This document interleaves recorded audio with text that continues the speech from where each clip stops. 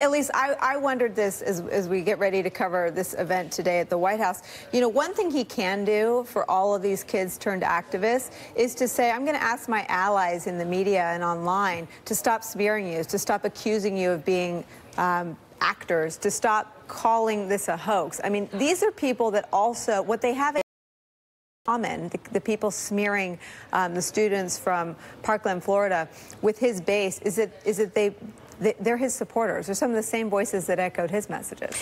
And it's highly unlikely that Donald Trump would ever do that, because I quite frankly think it showed perhaps historic restraint that he hasn't lashed out at the children himself yet for their direct targeting of him. He has on so many other occasions attacked anyone who attacks him, literally a pregnant David widow. T. Johnson. Exactly. So it is, I feel like, a daily struggle for White House staff to impress upon this president how he just cannot just use the power of his office to hammer into these young children who have just experienced great trauma. You look like going to jump, and then I just want to add, we're at the point where we're saying it shows restraint that the president doesn't attack high school kids after a shooting. Think about that. That's where we are as a country, and that's what makes all of these other jobs, whether it's the staff or the Department of Justice or anyone else, that's what makes everybody's job difficult. Go ahead, I really think this is a defining moment, not only for the Trump presidency, but for John Kelly as well. You know, for a year, he's been completely unable to govern,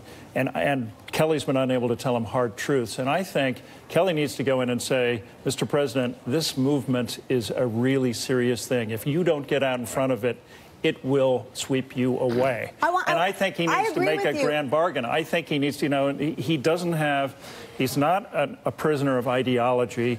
You know, his base isn't going to go anywhere. Right. He has an opportunity to do a grand bargain on gun control, and that maybe only he could do, or at least you could make that argument if you're John Kelly, and you should be making that argument. But I don't have any confidence that he is, because I think Kelly is politically out of his depth. I want to add Steve Schmidt into the conversation. And Steve, I want you to speak to, you know, I watch these students all day long, and this doesn't look like the gun debate in America. This doesn't look like post-Columbine. This tragically doesn't look like post-Newtown. This looks like the Me Too movement. This looks like the Women's March. This looks like something bigger. And these activists, these are television and Twitter savvy warriors, these student activists fighting for common sense gun reforms. I think Donald Trump and the NRA have met their match. Am I watching too much TV? No, I think it's a significant movement, Nicole, and I think so for this reason. A lot of these members of Congress have fired an AR-15, and they've heard the loud sound of that weapon while firing it. But most of them haven't been on the receiving end of that sound, hearing live rounds being fired at them like these kids have. And so I think we have a generation of kids in this country who, frankly, feel hunted. That this was the 18th school shooting of the year, February 15th. It can happen any place, anywhere, anytime. It will happen again. We've seen this for many, many years. And I think that you have a combination of the kids, but also of the parents who feel like every time they drop a kid off at school, they're playing this sick game of Russian roulette. And again, I think it's a much larger question that's being put to the country through the voices of these kids, which is, what type of country do we want to live in?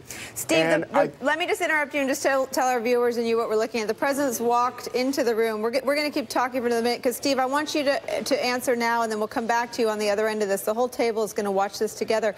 What does the president need to achieve today? This is his, you know, Barack Obama after Newtown, George W. Bush at Ground Zero, Bill Clinton after Oklahoma City. What does Donald Trump need to accomplish in the next 30 minutes? Well, he needs to show empathy. He needs to show human connection.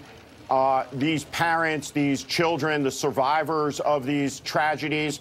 I'm not sure that I've heard anybody in the debate come up with an answer of what do we do about this? And I certainly don't have the answers to that. But I wonder if we're going to see a president who can speak to that. Talk about the fact that we have 300 million guns in the country. There are tens of millions of these weapons on the streets. We used to have millions of guns in the country but we didn't have these school shootings 30 years ago. What is happening? Why is it happening? We have this contagion of violence breaking out, and I think there are many factors that contribute to it. Of course, guns is one of it. And are we going to see the president in a few moments acknowledge that, of course, what everybody understands in the country is that, of course, guns are part of this discussion, need to be part of this discussion, as does mental health, as does the access point between mentally ill people, troubled people, getting their hands on assault rifles, on high